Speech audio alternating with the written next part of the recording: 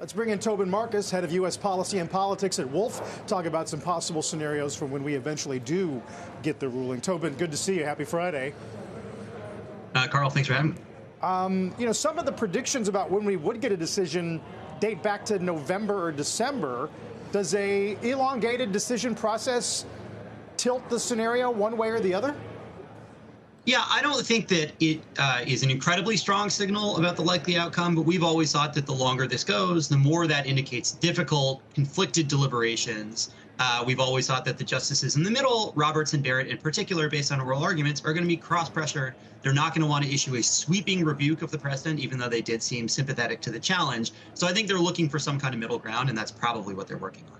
Any thoughts on whether or not whatever we get, let's say they rule against some portion of it, would it involve some kind of remedies, refunds? I mean, where are you on that? Yeah, that's the big question. I would say there's a lot of investor skepticism based on our conversations and our survey work about the notion that refunds are actually going to go out, not for any legal reason, but just because the logistics of it kind of boggle the mind.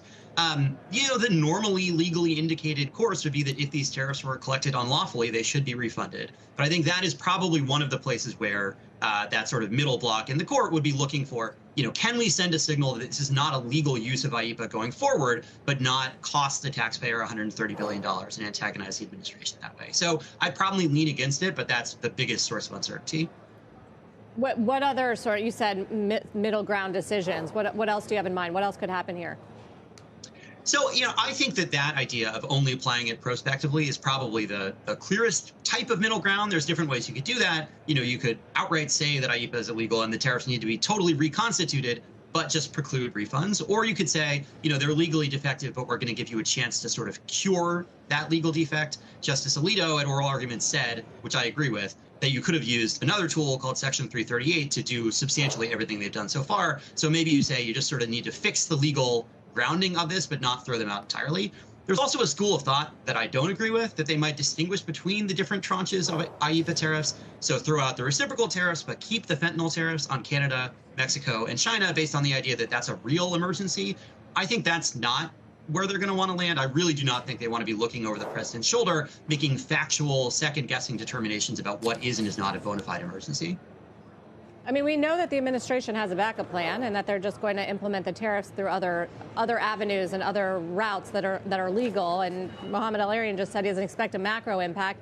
So what is the ultimate upshot of this going to be? Is it a political impact for the administration?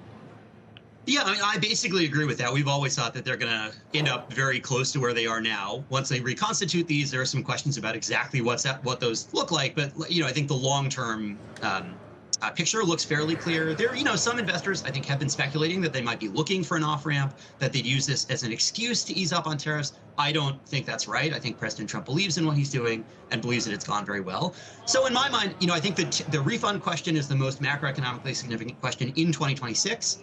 Pumping $130 billion into the economy, even if the multipliers are relatively low, as that sits on company balance sheets, that's half a percentage point of GDP worth of fiscal expansion. I think you have to think that has some kind of an effect. Then going forward, go ahead. I was going to say, if they did have to get more creative and do some workarounds, would that broaden the spectrum of sectors that are exposed beyond staples and discretionary? No, I think that they're going to end up with a very similar tariff base to what they have now. Again, there are some sort of nuanced legal questions about this immediate fallback option. We think is probably a thing called Section 122. The law is written in a way that's intended to apply very uniformly across products and companies. But I think they're going to find ways to narrow the base to match the current base for reciprocal tariffs. So I don't think that we're going to get, sort of accidental expansion of tariffs on the extensive margin to cover USMCA compliant Mexican imports or goods that are currently exempt. So I think the winners and losers are they're going to look very similar to who's already been hit.